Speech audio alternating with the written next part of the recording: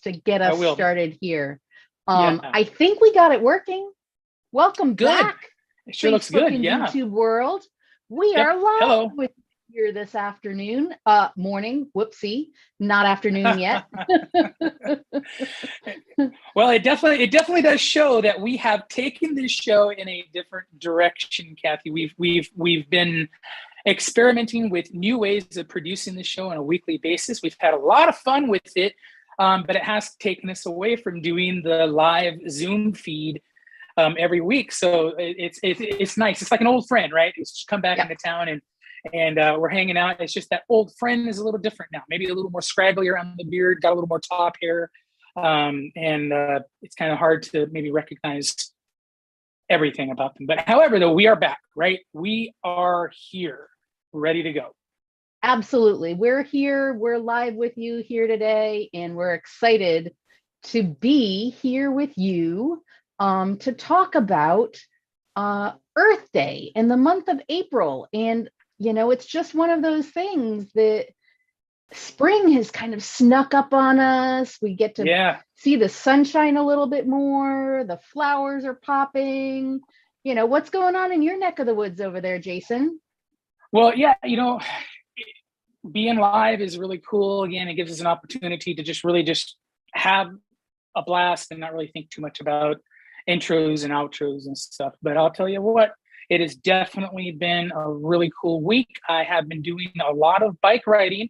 It's my goal that in April I will take my bicycle and ride 3 days out of every 5 work days and just work really hard to not only stay in shape, to really just kind of take some miles off my vehicles, and definitely to save on some gas. But you know, really, I just love riding as much as I am. I love getting out there, even in the early wee hours of the morning, dusk, and just you know, dawn, where it's really still dark, but not pitch black dark. You know, you can see different things, hear different things, and definitely feel different things. It's a little colder at that time, but it has been a blast to get out there. You know, the weather has kind of warmed up for us a little bit around here, so it enables me to get out there a little earlier than usual to get myself to work. But I'll tell you, it has been a whole lot of fun, and I've learned a whole lot. I've been writing for my whole life basically, but it just seems like every year that I get my bike out and ready to go, it gives me a different learning experience. Sometimes painful. Yeah. You know, and sometimes those learning experiences are because of bicycling and because of aging, because of our communities, because of the new equipment you might have. You know, these new learning experiences can come from anywhere. Well, I'll tell you what, you can't see it now, but my thumb, you know, a few days ago on Wednesday, I play basketball. So I rode my bicycle in to play basketball, and then I played basketball. And during basketball, I thought at the time that I broke my thumb. Thankfully, that wasn't the case. It was just a major sprain and a dislocation, but was able to get going. But when I got on my bicycle to go from Astoria and to come out here to Warrenton to work, and I'll tell you what, I learned a great deal on the way there on how safe it is to have good control over your bike, because you have good grips and so forth. You have good, strong grips on your handlebars, on your gears, your brakes, and so forth.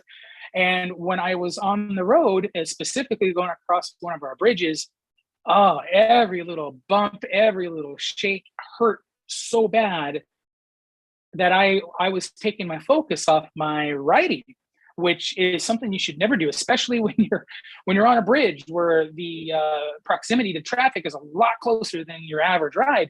And so it was a little scary and painful at that time, and definitely a huge lesson in the fact that having good control over your bicycle by having good grip control, grip authority, is something that we all need to have out there when we're out there riding bicycles. So please stay safe out there. Don't get yourself hurt in basketball and then try to ride your bicycle. It's not a whole lot of fun. Well, but what a great example of, you know, perseverance and setting goals for yourself. And I mean, I applaud you for not only did you set a goal for yourself, but you didn't let even a not so minor injury throw you off target. And so that's amazing. And then you got even more out of it because you learned how important it is Yes. to have those controls and that awareness and all of the different layers of what it takes to ride your bike. Well, I'll tell you, as I'm learning to be a better cycle commuter or a bicycle commuter, I didn't really have much of an option, right? I knew I'd hurt my thumb, and I got out there and I think, I don't have any other way, and I wasn't going to ask somebody else to drive me or something like that. So technically, I made a bad decision. You should never, and I want to make sure people understand this. If you injure yourself while you're out and about as you're commuting on your bicycle, for most injuries, you shouldn't ride your bicycle. And I might have made a bad decision on that. And that's one of the things that I've learned, because the pain that I experienced and probably the more damage I did to my thumb on the way to work is probably going to prevent me from healing any faster than what I would have if I, would have thought maybe a little more and waited around and had somebody drive me to work or something. So, but lessons learned, right? That's water under the bridge, literally. So absolutely. And speaking of water and bridges. Yes. Oh, I know. Yep. We are here to, great segue, Jason. Good job. We're here today. We're going to talk to you about Earth Day. So Earth Day is April 23rd, but the whole month of April is a really great time to celebrate Earth Day and do things that are inspired by Earth Day. And so to introduce how you can do that, we figured we'd talk about where the whole idea of Earth Day came from. Do you know, Jason? Kathy, this is going to be a really good topic because I have to be honest with everybody out there. I don't have a full grasp or understanding of what Earth Day and why we celebrate it and why it's even important. Well, maybe not why it's not important, but really, I'm going to be learning along with a lot of people out there, maybe watching this video as well. But Kathy, seriously though, I have a feeling that it has something to do with becoming better stewards of our planet. Am I kind of on the right track there? Absolutely. That is exactly the right track. And that is really, sweet, for me, the best lens to see it through. So Earth Day has been around for quite a while now. For some of us, it's been around our whole life. For others, it's, been around longer than their life. And, we'll just talk about it in those parameters. So Earth Day was originally started in 1970 by a senator named Gaylord Nelson. And he had been a lifelong, what we now call environmentalist, without the political connotations to it. He was concerned about his environment and taking care of nature around him. He spent a lot of time outdoors and appreciating the nature that surrounded where he grew up. And so in the late 60s, he was watching, the effects of all of the cars on the road that were burning leaded fuel and what was happening to the environment. And he was getting more and more concerned and trying to figure out ways to raise awareness of the effects of what was going on. And then there was a big oil spill. February 1969, there was a big oil spill in Santa Barbara, and it spilled a ton of oil. I think it was a 35-mile long oil slick in the ocean. A lot more than a ton. 3 million gallons of crude oil got spilled into the ocean. And that really set off all of the alarm bells and spurred him into action. And he really wanted to inspire others into action to help protect our planet. And so he planned this big event, this Earth Day event, for falling between spring break and finals for college students, because he had watched over the years how college campuses and college students had really spurred a lot of action and attention through their action. So he really focused this action on college campuses and college students and started Earth Day 1970 on April 22nd, 23rd. So it goes back and forth between, depending upon the day. So, yeah. But, I I mean, obviously, when I look at, generationally and so forth, there are two seminal events, and I was privy to understanding a little bit back when I was in high school and early college about, the Santa Barbara event. I didn't know too much about it, and so forth. But being that is the event that really spurred action or encouraged action, my event was, the Exxon Valdez, and seeing what happened up there in Alaska. I had just actually got done living for some time up there in Alaska, so it was kind of close to me. And I think, Kathy, that happened in '89, right? Yes, that was in 1989. Somewhere right around there. I think it happened in '89. So seeing that all of that happened, and that just the event that to me was that seminal event that really got. Yeah. So you weren't the only one that was, really that piqued your interest and got things going. In 1990 was when Earth Day first went global. 200 million people in 141 countries participated in Earth Day activities. It was really the Exxon Valdez oil spill in Alaska really set off the alarm bells and made people aware of how the effects of pollution ripple out and can affect the entire globe. And so that is when Earth Day became a global event. And now many people may think of Earth Day as just this event that is all about pollution and big oil spills, and that's just really not the case. It is it's really everyday actions that can also be Earth Day like. Jason, if you're talking to us, we can't hear you. It's our unmute moment. Well, yes. There we go. No, I don't know what had happened. You froze, then I froze, and then everything went down, and then you started talking about events and all that kind of stuff. So yeah, there are those events, and I hope maybe because I tried to carry the show for about a minute, and I realized that you were completely frozen. But all of these things that happened between the Santa Barbara event and other smaller events. Let's not forget the horrible remember the Iraqi oil fields or the Saudi Arabia oil fields and stuff. The amount of, that was horrible. If there was any event to really kind of look and understand what had happened, it'd be that one. Holy cow. That was created blackout events for the better part of a couple of months while people put those out. It was horrible, and there was a lot of people who suffered during that as well too. So these events really, they shouldn't be events that shock us into action, shock us into, we got to be better with our planet. We should already kind of have that kind of built in. We should already kind of have that understanding that, hey, you don't want to toss that piece of plastic out your door and pollute. You don't want to see, companies, disposing of their chemicals illegally and completely improperly. That stuff just shouldn't happen, and it shouldn't take these big seminal events that caused us to reconsider our actions.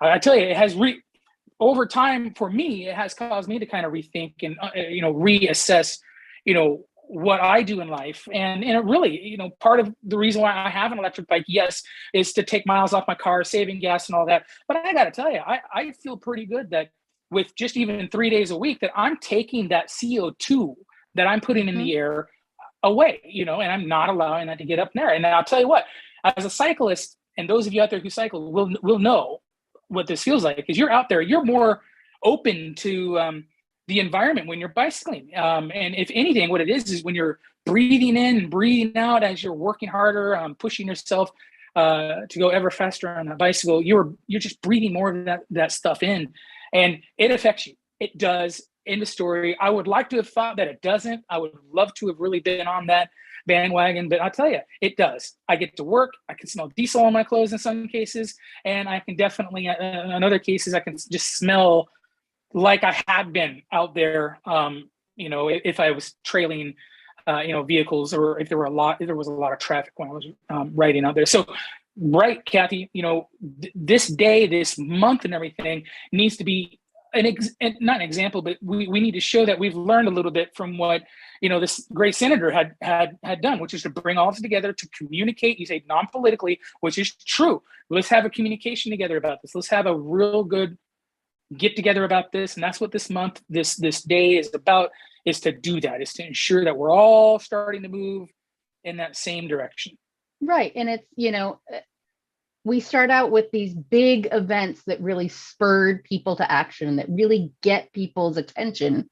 But Earth Day really boils down to, it's not just those big things, and it's not just taking cars off the road. That has a huge impact. Yep. Even if it's just your own personal vehicle for 3 days a week that you're taking off the road, it has a ripple effect that really makes a big impact. So it's important that people realize that, but it's also other things. So if you look up Earth Day and you look up Earth Day activities around you or near you, you might see that Solve runs beach cleanups for Earth Day. And so they are this year planning their beach cleanups that'll be done throughout the area on April 23rd. And so it's also picking up litter. So those are habits and things and ways of looking at things that are really easy, don't require you to use a different form of transportation. Right. Well, while you're doing it, you need to be using your different form of transportation. You can't pick up litter while you're driving in your car. Please don't. That's true. But when you're out walking around, or you're taking a walk with your kids, or you're going to school, going with the kids to school, or, taking a walk on the beach, it's changing the mindset of that litter on the ground is somebody else's problem. Somebody else needs to clean that up. Well, why don't they, whoever they are, clean it up? It's looking at it and going, hey, why don't I pick that up? I didn't put it there. That's not the conversation, but I see it. Let's pick it up and let's do that thing, that action, that small action that can really help protect our planet. I tell you, there are so many people out there, Kathy, who hear you, right? And even understand exactly what you're saying, but you're right. It's that mindset that has to be changed. It's that mindset from, being, passive about it to being active about it, and just ensuring that transition happens within your mindset. It's a very difficult thing. It took me many years to understand. I am by far not the finest advocate of Earth Day or anything like that, but I can say that over the years, and especially since I started working in transit many years ago, I have seen, that yes, different using different vehicles helps greatly, but definitely like what you're talking about, Kathy, just taking that effort. We had a group cleanup one time. It was quite a few years ago, but SETD got together and a bunch of us employees went out and during a Solve Day and picked up garbage. And it was a lot of fun to be with other people. It was good to get out in the environment, but it was more eye-opening to seeing the amount of garbage that we picked up on the beaches. I just couldn't believe it. And so that did kind of tick something in my brain that it was a little more of a serious deal than what I was putting out. But I'll tell you what, though. Listen, you learn a lot of things when you go out and do those outside of that. Even I met a gentleman while I was picking up garbage who actually had flown SR-71s. If you know what that is, it's one of the greatest aircrafts of all times. And so I made sure that I partnered up with him, and we had a good time for a few hours picking up garbage. But those things are things that, yes, during these events, I hope that we get to a point before my lifetime where we see that it's people do this more than on special days or even special months. Right. Well, so Cannon Beach has expanded Earth Day to 12 days. Nice. Their celebration of Earth Day is 12 days of Earth Day. So there's an example of spreading it out. And they have all different activities that'll be going on, including a parade. So if you like to be part of a parade, that'll be a fun thing. But in that same vein, Seaside has created it's coffee for litter. So if you go and you pick up litter you go get a bag from either the aquarium or the visitor center, and then you go pick up litter and you turn it in, they will give you credits, chips towards getting coffee or a Whatever. beverage Yeah. at a coffee shop. There's a couple local coffee shops that participate that in it. So you get the direct what's in it for me. I mean, and then Sure. to me, some of the benefit is you just develop these habits and you realize it's just a good thing to do. Yeah. Whether I get a chip for a coffee or not. But yeah, so that's any day. There's no specific Absolutely. one day that you can do that on. And so it's a great way to develop those habits. Yeah, it is, and me being a cyclist, even going back to what you were saying, that I passed by a lot of garbage on my bicycle. And of course, riding a bicycle, again, you see a lot more out there. And not just in garbage, but everything. But particularly, I'm dodging, all the time. I gotta move away from that piece of garbage.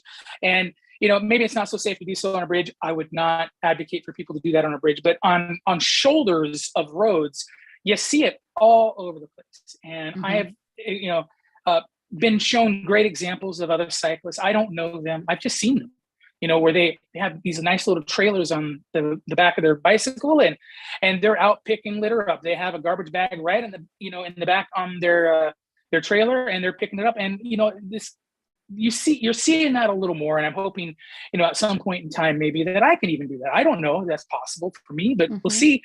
It'd be nice to test out whether or not I'm capable of doing that. I don't know. I hope I can, but it's really neat to see that people are. But Kathy, what I wanted to find out a little bit is this isn't just a United States thing, right? This is Earth Day, Earth Month, right? And there are billions of people right across this world.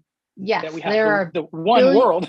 Yes, that's an important point right there, because we have one planet for us. There is no planet B, one of my favorite sayings.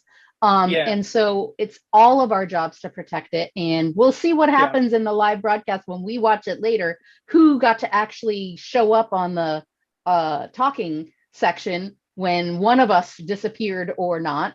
But yes, Exxon Valdez kind of was an awakening to the world. And as Jason said, there were other environmental events that happened that same time period that kind of congealed everybody together to realize that this was a global event. And so back in 1990, it was the first time it went global, 200 million people in 141 countries. That in 2010 ballooned up to 193 countries and more than 1 billion people taking action to help protect the planet. And so boiling it back down to how do we tackle that in our own neighborhoods, it's use that as inspiration. Maybe walk or bike to school for at least a day in April. Maybe go for a walk with the family and go see how much garbage you pick up on your normal routine when you change your focus. Because it's easy to not focus on that and put on the blinders and not pay attention. But if you go out with a focused intention of seeing how much can you pick up, you might be surprised. And so it's just little actions that can change and help contribute to positive change in our communities, in your neighborhood. Yep. Well, I'll tell you what, Kathy, as we are coming towards the end of this live broadcast, which, by the way, we always say it, it's been a little different with produced shows, but with this way, 30 minutes goes by pretty fast. But, having said that, I'm glad we had a chance to talk about this particular topic, because it's something that we do. We need to pay attention to this. Those of us out there who might not be as dialed in as we probably should be, we really need to look inward at ourselves and figure out what we need to do to be more aware of this. It doesn't mean you're a bad person. I am not saying that. It doesn't mean that there are you're living your life in a poor way. No, it just simply means that, like Kathy says, this is, we don't have Earth B. We don't have another option right now, and we need to ensure that we do the best to take care of what we have currently right now. And so, I would like to throw out a little bit of a challenge out there to the cyclists that might be watching the show. If you're out there and right now you're riding on average maybe 1 day a week, bump it up to 2 days. Add as much as you can as the weather gets better. Let's do that. And I'll tell you what, as we move forward on our shows throughout the summer, Kathy, I think we're going to need to have some sort of, I want to have a cycling challenge. I want to get out there and see if we can take and just get more people out of their vehicles and into an alternate form of transportation. It can be a bus. You have to get their challenge, comes up every year and stuff. That's an important, tent pole challenge there and stuff. But for cyclists, though, I want to get us out a little more. Let's get out. Let's go. Call me up. Let me know if you want to go on a group bike ride or something like that. We can do that. Let's see if we can do Kathy, we got walking school buses, right? Yeah, we could do a walking school bus. We could do a how to load your bike on the bus clinic, right? If people want to join together, and we can do it together. I think this is a great opportunity and an ignition point, so to speak, for action. And so if you've been thinking carpooling might be interesting, especially with gas prices what they are, April's a great month to start it in. And what a great anniversary date if you start one now, to have your anniversary of when you first started carpooling or van pooling be in April, Earth Month. And so, it's a perfect opportunity, and we are happy to help with any piece of that puzzle. So sometimes learning in a group is way more fun. Like Jason said, we can do a group bike ride and get people to learn how to do the ABCs on their bike, help teach people how to load their bike onto a bus and take it off the bus, do all of those kinds of things. So there's all kinds of opportunity. And walking school buses, this is a great time of year. If you've heard us talk about it, hint, hint, give us a call. We'd be happy to help start a walking school bus with you and go with you. Yep. It's going to happen. That school bus. We gotta do it. We gotta do it, Kathy. Well, hey, I loved having this conversation with you, Kathy. It's been a blast to kind of get back and kind of have this familiar format done. I hope you have a great weekend. I hope everyone out there in Facebook, YouTube world have a great weekend. I hope our community comes together and really considers, what Earth Day, what Earth Week or month is all about. So, hey, enjoy the weekend, everybody. I think, Kathy, I hope you have a great weekend too. You too. It's been really fun. Really appreciate it. Get out there and jump in between those raindrops. Enjoy that sunshine. We'll see you all next week, right back here again. Bye-bye.